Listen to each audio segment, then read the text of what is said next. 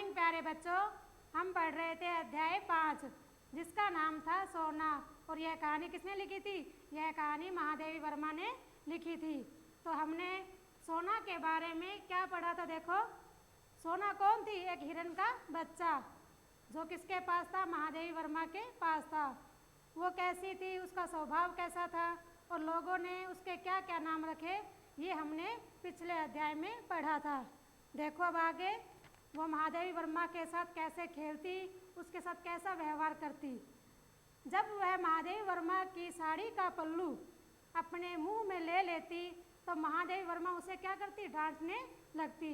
और डांटने पर सोना अपनी गोल गोल चकित आंखों से जिज्ञासा भरकर ऐसे देखती कि महादेवी वर्मा को हंसी आ जाती थी। कुत्ता स्वामी और सेवक का अंतर जानता है बच्चों। सभी कुत्ते को अपने घर में पालते हैं, लेकिन कुत्ता एक ऐसा जानवर है जो स्वामी और सेवक के बीच में अंतर समझता है भी कौन मेरा स्वामी है और कौन मेरा सेवक, तथा स्नेह और क्रोध की मुद्रा से भी परिचित होता है। उसे यह भी मालूम होता है कि कौन उससे प्यार कर रहा है और कौन उसे डांट रहा है। लेकिन हिरन यह अंतर नहीं जानता भी कौन उसे प्यार कर रहा है और कौन उसे डांट रहा है। अतः उसका पालने वाले से डरना कठिन है। वह केवल स्नेह को पहचानता है, मतलब स्नेह मतलब प्यार की भाषा को पहचानता है, जिसकी स्वीकृति बताने के लिए उसकी विशेष चेष्टाएं होती है। चेष्टाएं बच्चों, हरकतें, कोशिशें। जिस प्रकार कुत्ता अपनी बात कहता है तो वो मालिक के सामने अनेक ऐसी हरकतें करता है और मालिक उसकी जो बात सुननी होती है वो सुन लेता है।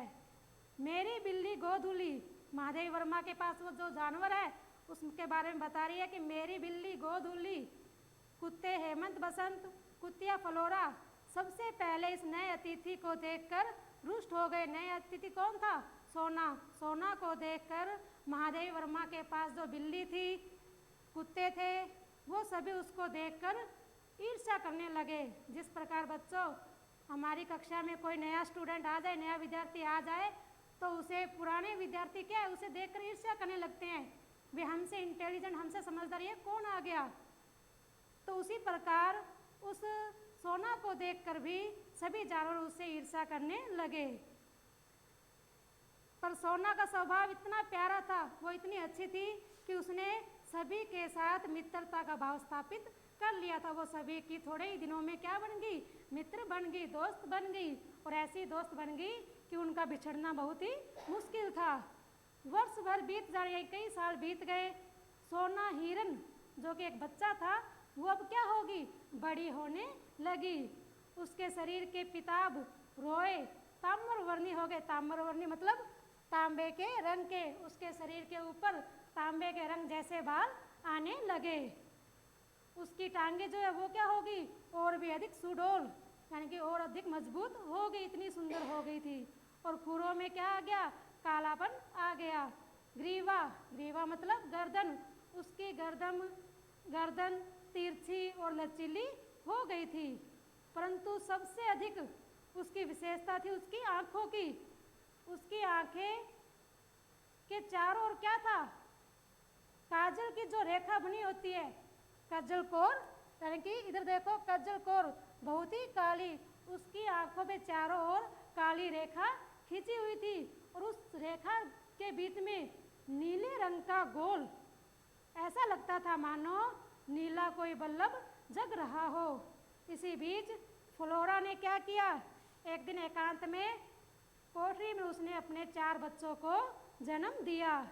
एक दिन फ्लोरा कहीं बाहर गई हुई थी तो सोना उस कोठरी में जाकर निश्चित होकर लेट गई।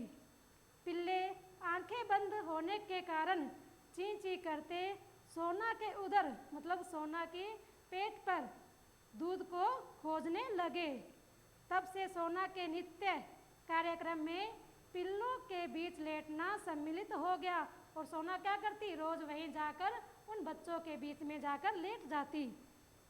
फ्लोरा भी सोना के संरक्षण में, यानी कि सोना के पास अपने बच्चों को छोड़कर कहीं बाहर घूमने चली जाती थी, क्योंकि फ्लोरा को लगता था भी सोना बहुत ही स्नेही, प्यार देने वाली और अहिंसक, यानी कि लड़ाई झगड़ा नहीं करने वाली है। उसी वर्ष गर्मियों में, अब महादेवी वर्मा ने गर्मियों में कहीं जाने का निश्चय किया, कहीं घूमने जाने का निश्चय किया। कहाँ किया? उसी वर्ष गर्मियों में महादेवी वर्मा ने बद्रीनाथ जाने का कार्यक्रम बनाया। प्राय मैं अपने पालतू जीवों के कारण प्रवास में कम रहती हूँ। महादेवी वर्मा कह रही है कि मैं कभी इन पालतू जीवों को छोड़कर कभी भी कहीं घूमने नहीं जाती थी। उनकी देख रेख के लिए सेवक रहने पर भी मैं आश्वस्त नहीं रह पाती थी कि मेरे जाने के बाद सेवक इनकी देखभाल कैसे करेंगे। मुझे इसका बहुत ऐसे संभव सा नहीं था। मुझे हर समय ये चिंता रहती थी कि कहीं सेवक इनको कोई नुकसान न पहुंचा दे। पालतू जीवों में मैंने फ्लोरा को अपने साथ ले जाने का निश्चय किया। फ्लोरा कौन थी?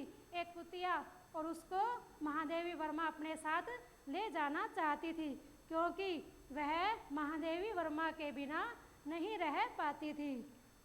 पैदल आने जाने के निश्चय के कारण बद्रीनाथ की यात्रा में सारा ग्रीष्मावकाश यानी कि सब गर्मियों की छुट्टियां बीत गई। जुलाई में जब लौटकर वापस आई तो अपने घर के दरवाजे पर खड़ी हुई तो तभी क्या हुआ? बिछड़े हुए जो भी पालतू जीव थे सभी महादेवी वर्मा के पास आकर घूमने लगे। गोधूली ने क्या किया? महादेवी वर्मा के कंधों पर जाकर बैठ गई। हेमंत और बसंत उसके चारों ओर चक्कर लगाने लगे। ऐसा लग रहा था जैसे हेमंत और बसंत उनका स्वागत कर रहे हैं, उसके आने की खुशी मना रहे हैं। पर महादेवी वर्मा क्या देख रही थी? भी सभी जानवर आ चुके हैं लेकिन सोना कहीं नहीं नजर आ रही थी। पूछने पर माली की आंखें भर आई, मतलब आंखें भरना। सोना का नाम सुनकर माली क्या करने लगा? रोने लगा। और चपड़ासी, चौकीदार सभी एक दूसरे का मुंह देखने लगे। भी सोना की खबर महादेवी वर्मा को हम कैसे दें?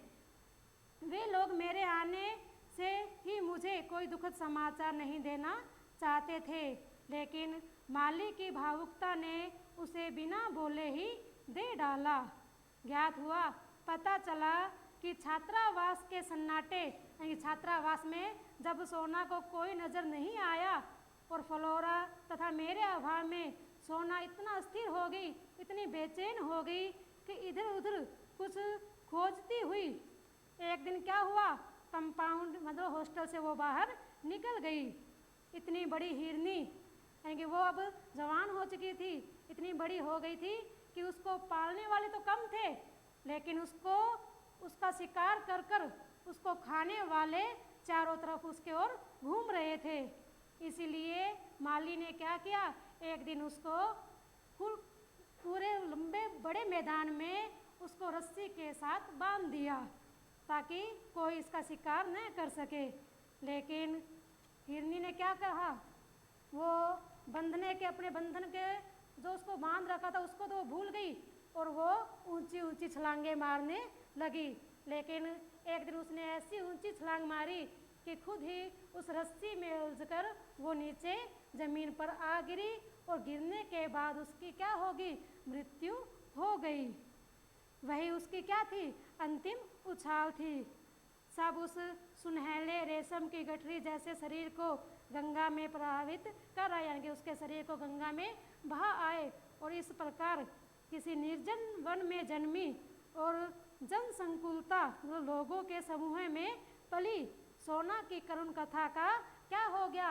अंत हो गया, अर्थात वो मृत्यु को प्राप्त हो गई। जब ये महादेवी वर्मा ने सुना तभी महादेवी वर्मा ने ये निश्चय किया कि मैं अब इसके बाद कभी हिरण को नहीं पालूंगी। पर संयोग से क्या हुआ? फिर वो डॉक्टर बसु की पोत्री ने जो पत्र लिखा, भी मेरे पास एक हिरण है, उसको आपको पालना ही पड़ेगा। तब महादेवी वर्मा ने उसे पालने का निश्चय कर लिया। बच्चों, ये था हमारा अध्याय सोना की कहानी, दर्द भरी कहानी। हमें इससे क्या शिक्षा मिलती है? यही कि हमें पशु पक्षियों से प्रेम करना चाहिए।